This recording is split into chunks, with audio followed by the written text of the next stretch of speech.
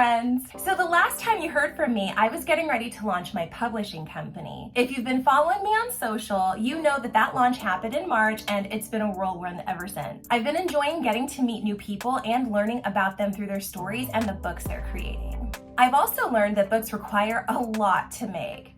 Each book that you see, whether it's at the doctor's office, on your friend's bookshelf, behind me, anywhere in the world, usually in order for that book to be made, that required an author, a layout person, a cover designer, if it's not the same person who did the layout, and an ISBN and barcode issued for the title. All of these require talented people. They also require an existing business entity, so business licensure, filing annual reports, fictitious business name license if applicable, and someone who knows how to manage all of that so that people get their books out and nobody gets scammed. That's usually where I shine. Learning the ropes of publishing, learning what the process is like from start to finish, what pitfalls to look out for, getting established so that I can not only publish my books, but publish the books that other people write. All of that's taken me about 3 years to really learn and master. And in that time, you've seen me develop a book for Black girls, which was published in 2019. Also, you've seen me publish Connecting the Dots, which was published in 2021. Children's books tend to be more expensive than novel type books, and that's mostly because of the fact that you're working with pictures and full color when you're creating children's books, versus novels that usually have black and white interiors, and they also tend to have smaller trim sizes too. So at the time, a book for Black girls cost about $1,400 to make. This was back in 2018, so I'm guessing that with inflation, the way people have adjusted their prices, and also the increases that I've seen in the market, it would probably cost closer to $1,800 today to make this book. And then Connecting the Dots, like I said, it doesn't have a full color interior. You're actually meant to color the pages that are inside Connecting the Dots, as well as read them. But this one cost about $400 to make. So you can see the difference between the costs there. And all of these costs are upfront costs that have to be paid in order for the product to be made before anything can really be sold. I mean, you can do pre-sales, but for the most part, you need money upfront when you're in the book publishing game. And I want you to keep in mind that these figures do not include the marketing costs that go along with launching your book. So marketing materials, any travel expenses that you incur while you are promoting your book, all of that stuff gets factored in as well. In addition to the standard costs that go along with publishing books, such as the ISBN, the barcode, any title listing fees that you would have at places like Ingram Spark, good books also need editors to make sure that the copy is well polished and well written for clarity.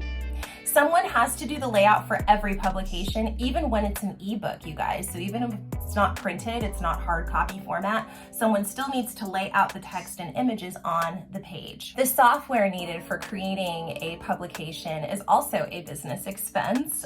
We try to use the best possible software at Feathered Press, and that costs us. The imprint, which is the business entity name that all books have to have in order to be published, also has to be established. So when I was mentioning earlier business licensure, annual reports, those kinds of things, that's what I was talking about.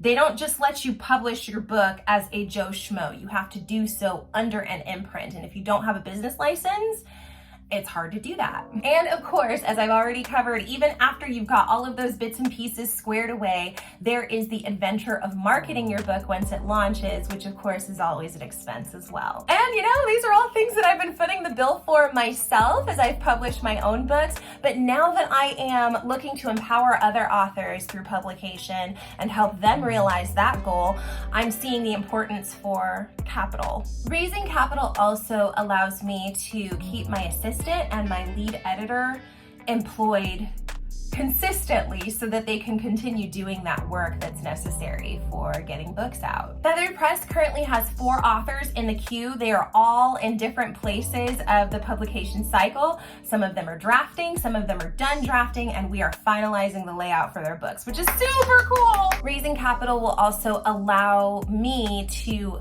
finish, finally, all of the loose ends for my next children's book, which is titled Selfless. Selfless, in case you have not heard, is a book that is centered around emotional intelligence and teaching that to young people.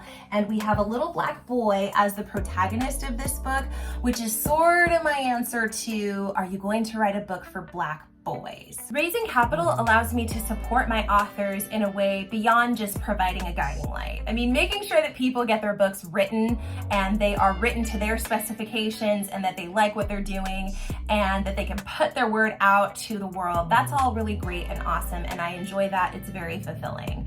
But I want to be able to do more for the authors who come to Feathered Press. And so these are all of the reasons for why we are starting our fundraising campaign with Feathered Press Indie Publisher right now. There will eventually be a Kickstarter page. We will also be working with I Fund Women because both of those sites have really great resources for crowdfunding, and they will allow us to share the Feathered Press brand with other people who maybe don't know me and have never heard of this but are interested in writing, publishing, and empowering other people to do so. So in the meantime, if you would like to donate to Feathered Press Indie Publisher directly, you can do so through Venmo as well as through PayPal. I've got all that information popping up on the screen right now. It's going to stay there for a little bit, so go ahead and take it down so that you can donate to us directly. If you'd like to wait for the Kickstarter to launch or for the I Fund Women campaign to launch, that's fine too.